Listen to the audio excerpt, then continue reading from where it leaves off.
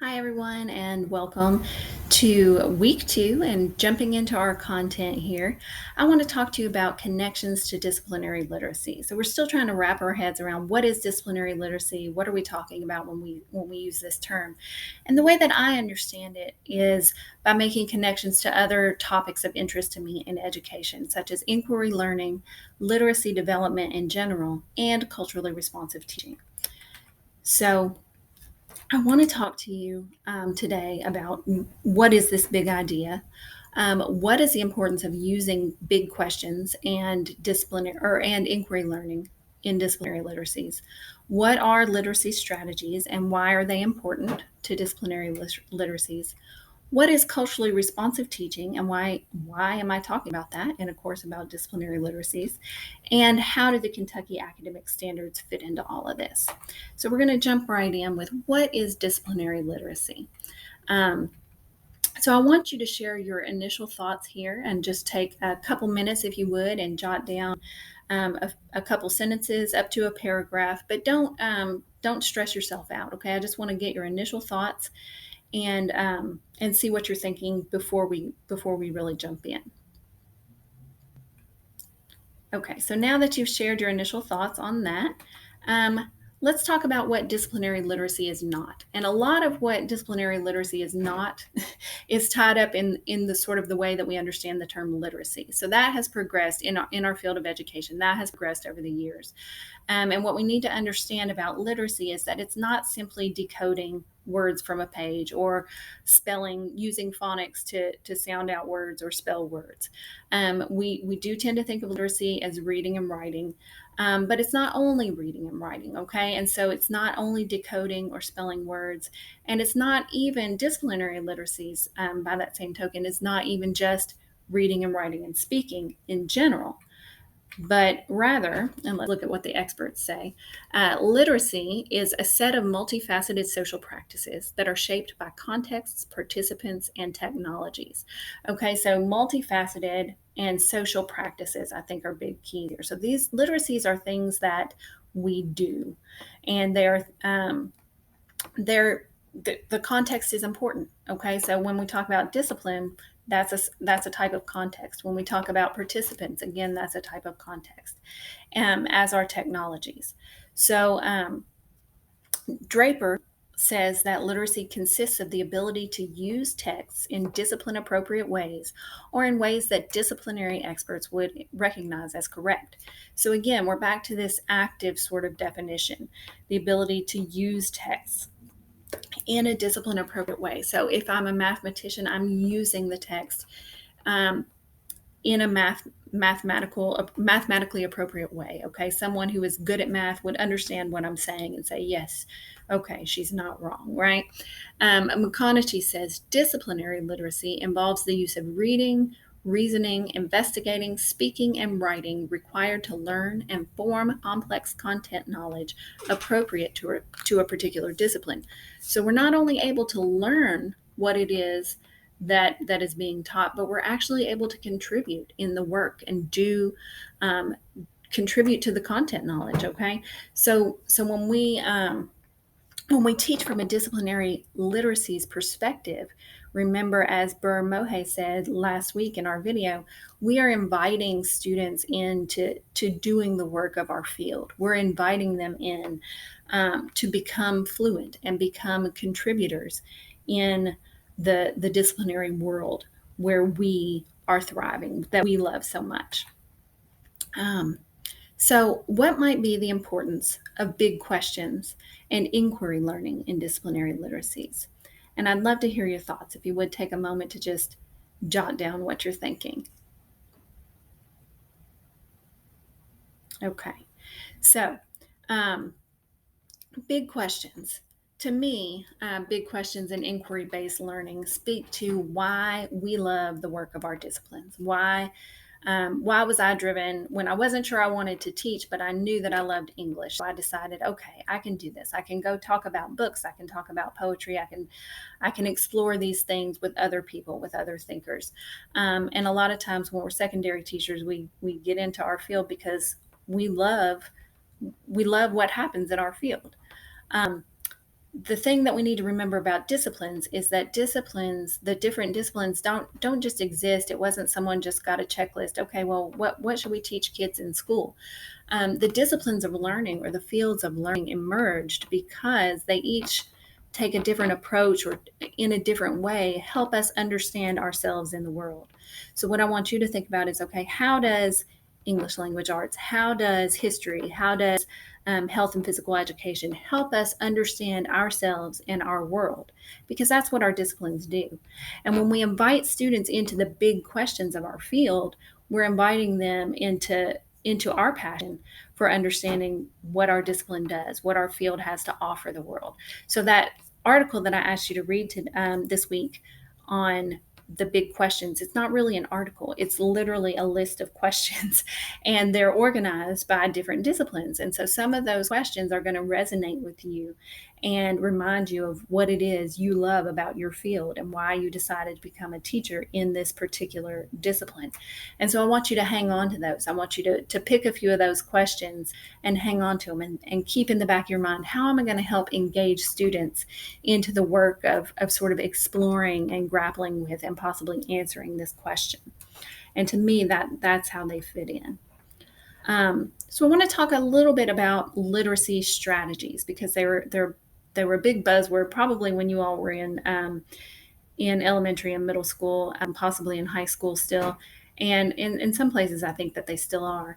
But what are literacy strategies and why are they important in disciplinary literacy? So I want you to talk about a strategy that you remember using and tell me what class you were in and what strategy you used. So these are strategies that teachers may have used to help you read in the way that they wanted you to read, to help focus your reading, or to help focus your writing, or to help you get writing out. So take a minute and just jot one down and tell me what class you were in. Okay. So now I want you to think about whether the strategy that you listed was appropriate for that class or not. Because what happened when strategies became very popular, oh, every teacher can teach reading and every teacher can teach writing. Here are the ways that you do it. And we gave everybody these graphic organizers and we were like, go to it. A lot of times these strategies became work in and of themselves. So instead of using this strategy to help you read this content better, you were doing this strategy almost for its own sake, almost as busy work. So I talked to a teacher once who I really respected, who every time her students read any text in her class, she had them read it 3 times. And the first time you did da da da, and the second time you did these 3 things, and the third time you did only this thing. And she had them go through this process every single time because she had learned it as a strategy that it would help students read actively and retain more and be able to use what they read. But the problem was it was a great strategy for some texts, but for other texts, it wasn't. Okay, so again, we come back to context being important. And the article that I asked you to read for this week by Gillis called Adapt, Not Adopt speaks to that problem. So strategies can be wonderful, but we need to adapt them to the particular context, to the particular discipline that we're teaching, to the purpose that we have for reading that text. How is that strategy helping your students meet that purpose? Okay, achieve that goal that you have for them in reading this text. So that's what I want you to think about when you think about strategies and when you read and take that Gillis piece. All right. So what is culturally responsive teaching, and why am I bringing that up in a class about disciplinary literacies? So I'm going to jump right into this one and not pause for initial reflections because this is such a complex topic, culturally responsive teaching. And what some colleagues of mine and I found out when we wrote about this topic in 2020 was that a lot of people, especially teachers, say that they practice culturally responsive teaching and they believe in culturally responsive teaching and oh, it's so important. But when you ask them, what does it look like? What does it mean? How does it play out in your classroom? You got far fewer answers. Not as many people were able to tell you what they meant by culturally responsive teaching. So we looked at a lot of the research on culturally responsive teaching, and we identified 4 overlapping. Okay, you see my little 4 Venn diagram there. 4 overlapping realms. that sort of defined what do we mean when we talk about culturally responsive teaching. So it could mean style, and that would include not only the style of teaching, the way the teacher spoke, the way the teacher interacted with students, but also the ways that the teacher invited students to interact, invited students to respond. What was welcome in the classroom and what wasn't, and what did that reflect? What sort of cultural preferences did that reflect? Another realm is socio-emotional connections. So the way that the teachers and the students react or engage with one another all around. How does the teacher interact with the students in a way that shows that he or she cares, or how do students interact with each other in a way that shows that they're caring, that they're listening, that they're learning together, those sorts of things. And the one that really sticks out to me in terms of disciplinary literacies is texts, because again, this is going to harken back to what Buramohe said in the video that I asked you to watch last week. We can view texts in a much broader way than we tend to view them. Okay, a lot of times we'll get into a classroom, and the classroom when already comes with a set of textbooks. We don't have any say as new teachers as to what textbook we have access to in our class. This is not always true, but it can be true. And the fact is, not a lot of textbooks are great. And so what we need to do is think about texts differently. Think about the texts that we actually read. Once I got to college, I never once touched an English language arts textbook, and I majored in English. I read novels, I read poetry, I read authentic texts to my field, and it had nothing to do with textbooks.